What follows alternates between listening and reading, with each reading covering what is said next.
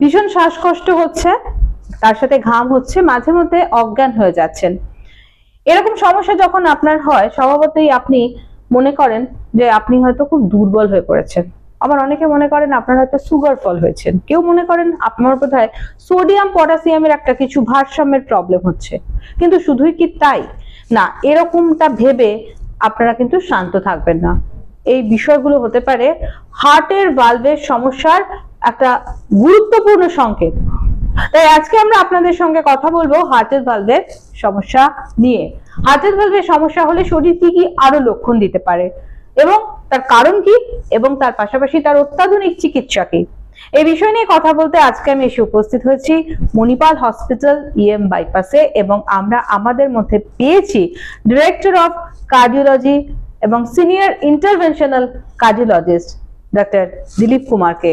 Sir নমস্কার, প্রথমেই আপনাকে আমাদের ইমেজ বেঙ্গল হেলথ কেয়ারে স্বাগত। নমস্কার, থ্যাংক ইউ। যখন হার্টে ভালভ সমস্যা হয়, বেসিক্যালি চারখানা সিমটম গুলো হয়। নাম্বার 1, পেশেন্ট ভালো করে ব্রিথ করতে পারে না, শর্টনেস অফ ব্রেথ বলি এটা আমরা। যদি মানুষ 500 মিটার অথবা 1 কিলোমিটার চলে হাঁটতে পারতো, এখন 100 মিটার 200 মিটার মধ্যে হাঁপিয়ে যাবে। সেকেন্ড হচ্ছে পেশেন্টে সোয়েলিং হয়ে যায় শরীরে, তো আগে পায়ে সোয়েলিং হবে, তারপরে that swelling can be there on face and পুরো শরীর ব্লোট করে যায় because of the water accumulation. Third হয় অনেক পেশেন্টের চেস্ট পেন হয় because the valvular lesions also, heart failure হয়, হার্ট বড় হয়ে যায়, হার্টে কনজাম্পশন অক্সিজেন ডিমান্ড বেশি হয়, then the patient can also develop anginal pain. Fourth হচ্ছে পেশেন্টে অজ্ঞান হয়ে যেতে পারে। আচ্ছা, তো এই সব সিমটম গুলো কার্ডিনাল সিমটমস বলি আমরা হার্টে ভ্যালভুলার প্রবলেম নিয়ে। এগুলো ছাড়া আর কি কিছু থাকে? হ্যাঁ, এটা খুবই খুবই গুরুত্বপূর্ণ কোয়েশ্চেন কি अन्य हार्टे प्रॉब्लम में तो एरकम सिम्पटम है। একদম। यदि अरिथमिया प्रॉब्लम है, पेशेंट फेंट करे जाए, पाल्पिटेशन है। यदि रक्तनली प्रॉब्लम है तो पेशेंट सिवियर एंजाइना है एंड पेशेंट ओखानेও फेंट होते पारे। तो ভালভ প্রবলেম থাকলে পেশেন্টে হার্ট ফেলিওর সিম্পটম গুলো আসে, এন্ড হার্ট ফেলিওর ফাইনালি কিছু হার্ট প্রবলেম হলে হার্ট ফেলিওরই হবে।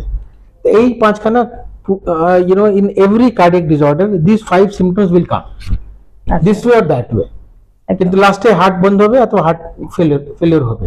একদম। তো হার্ট যেখানে বন্ধ হয়ে যাচ্ছে, রিদম ডিসঅর্ডারে ব্রেডিকার্ডিয়াতে অজ্ঞান হয়ে পড়ে যাচ্ছে পেশেন্ট। যদি বেশি হয়ে যায় তো কিছু হয়ে যেতে পারে। যখন কোরোনারি আর্টারি ডিজিজ হচ্ছে, ভ্যালভুলার প্রবলেম হচ্ছে, ধীরে ধীরে করে হার্ট ফেল হতে শুরু করে দেয়, এইসব সিমটমগুলো হয়। So symptoms are more or less same, but if this symptoms is gradually progressing, আজকে যদি কিছু বড় হার্ট অ্যাটাক হলে তো তাড়াতাড়ি হয়ে যাবে, তো लेकिन ভ্যালভুলার প্রবলেম তো একদিনে বেড়ে যাবে না, অত it takes time to advance. So long standing শ্বাসকষ্ট ছিল, এখন বেড়ে গেছে। লং স্ট্যান্ডিং 4 বছর থেকে 3 বছর থেকে দেখছি 5 সুজন হচ্ছে, 1 বছর থেকে দেখি এখন বেড়ে গেছে।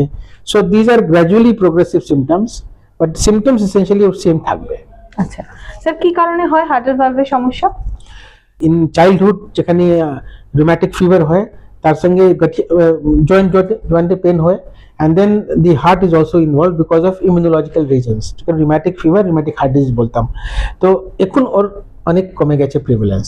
এখন মেন হচ্ছে ভ্যালভুলার প্রবলেম ডিজেনারেটিভ মানে পেশেন্ট যদি এজ হচ্ছে 60, 70, 80 ইয়ার্স, দেন যেরকম হার্টে রক্তনালীতে ক্যালসিয়াম অথবা কোলেস্টেরল প্লাক জমে যায়, হার্টে ভ্যালভস উপরে জমে যায়।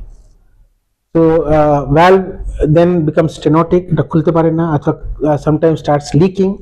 ডিজেনারেটিভ হার্ট ডিসঅর্ডার বলি ওটা আমরা। আর কোনো কোনো সময় পেশেন্ট ইস্কিমিয়া হচ্ছে, রক্তনালী যেখানে ischaemic heart disease, coronary artery disease হচ্ছে, ওখান থেকে papillary muscle dysfunction, chordae dysfunction হয়ে পেশেন্টে লিক হতে পারে, মাইট্রাল লিক হতে পারে। So this are the reasons, rheumatic heart disease, degenerative, ischaemic, ওখান থেকে ভ্যালভ প্রবলেম শুরু হয়। এই ধরনের হার্টের প্রবলেম হলে চিকিৎসাটা কি রয়েছে? যদি স্টেনোসিস আছে মাইট্রাল ভ্যালভ লেভেলে, এটা আমরা বেলুন মাইট্রাল ভ্যালভ প্লাস্টিক করতাম অনেক দিন থেকে, সিন্স 1998 ট্রিটমেন্ট ছিল। কিন্তু mainstay of treatment is valve replacement. যদি খুবই খারাপ হয়ে যায় ভ্যালভ, বেশি স্টেনোসিস, বেশি লিক, তখন ভ্যালভকে চেঞ্জ করতে হয়। এখন যে ভালো জিনিস হয়েছে, without opening chest, without taking the patient on heart lung bypass, open heart surgery, we can change the valve replacement বলি আমরা। একটা जैसे transcatheter aortic valve replacement হলো, percutaneous mitral valve replacement হলো, ওখানে আমরা without opening the chest, through catheter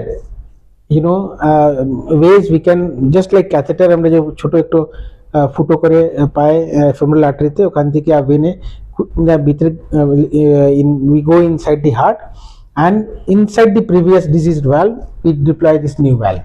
ওকে আমরা ট্রান্সক্যাথারাল Arctic valve replacement বলি আমরা। একবার যে এই রিপ্লেসমেন্টটা হবার পর কতদিন পর্যন্ত এটা ঠিক থাকে, তারপর কি আবার সেটা নতুন করে চেঞ্জ করার কোনো প্রয়োজন হয়? এটা খুব ভালো জিজ্ঞাসা করলেন আপনি। এই যে ট্রিটমেন্ট হচ্ছে ইউজুয়ালি ডিজেনারেটিভ হার্ট ডিজিজে করি আমরা। এই টিস্যু ভালভ যেটা আমরা লাগাই ওটা লাইফ স্প্যান থাকে 10 to 15 ইয়ার্স আচ্ছা, অ্যাভারেজ, কমও হতে পারে বেশিও হতে পারে। After 10-15 years, if the patient survives, then we can go to next hour program. Tub in tub করতে পারি আমরা, অথবা সার্জিক্যাল ইন্টারভেনশন হতে পারে। তো in one lifetime, if patient we do a valve replacement in 65-70 years, one or maybe next টাবার দুটাই operation করতে হতে পারে। তাই সর্বোপরি হার্টের ভালভ ভালো রাখার জন্য আপনি কি বলবেন, কি উপায় হার্টের ভালভ ভালো রাখা যায়? হার্টের ভালভ দেখুন, ডিজেনারেটিভ ডিসঅর্ডার যেই চুল পেকে যায় তো হবেই, with time ageing process will happen. This is ageing process only, so we have to screen them. আগে থেকে বুঝে যেতে হয় কিভাবে? যদি একটু after 40 years everyone should undergo cardiac checkup at regular intervals. যার কিছু নেই, সবই ভালো আছে, ওটা 2 বছর 3 বছর পরে করতে হয়। যার কিছু প্রবলেম আছে ওর ইয়ারলি করতে হয়, 6 মান্থলি করতে হয়। So this way you have to screen yourself every 3 years 4 years after 40 years of life. And healthy lifestyle যদি আদমি রাখে তখন হার্ট ভালভ প্রবলেমও কম হয়। কেন কি stress on the heart, because if you are not very obese, যদি বেশি obesity থাকে বেশি হার্ট ভলিউম থাকবে, উইয়ার এন্ড টিয়ার বেশি হবে। তো যদি হার্টে রেকটালি প্রবলেম আছে, then again there will be ischemia, will worsen your valve problem, ischemic EMR TR হতে পারে। So lifestyle change, obesity should not be there, weight reduction, fruits, vegetables, less of carbohydrate, এটা তো সবই জানি আমরা, এটা তো সবাইকে করতেই হবে। আর এটা বুঝে করতে হবে না কি ভালভ প্রবলেম ঠিক করছি আমরা, এটার জন্য আমরা লাইফস্টাইল চেঞ্জ করি to have a good sound heart health as well as healthy body, ওর জন্য করতে হয়। একেবারে থ্যাংক ইউ স্যার। আমরা অনেক কিছু বিষয়ে, খুব গুরুত্বপূর্ণ বিষয় হার্টের ভালভ সম্পর্কে শুনলাম। তো আপনারা বুঝতেই পারলেন যে যেভাবে চিকিৎসা বিজ্ঞান আজকের দিনে এগিয়ে আছে বা এগিয়ে যাচ্ছে, অনেক সমস্যার কিন্তু আজকে নিরাপদ সমাধান সম্ভব এবং একটা ছোট্ট অপারেশনের মধ্য দিয়ে।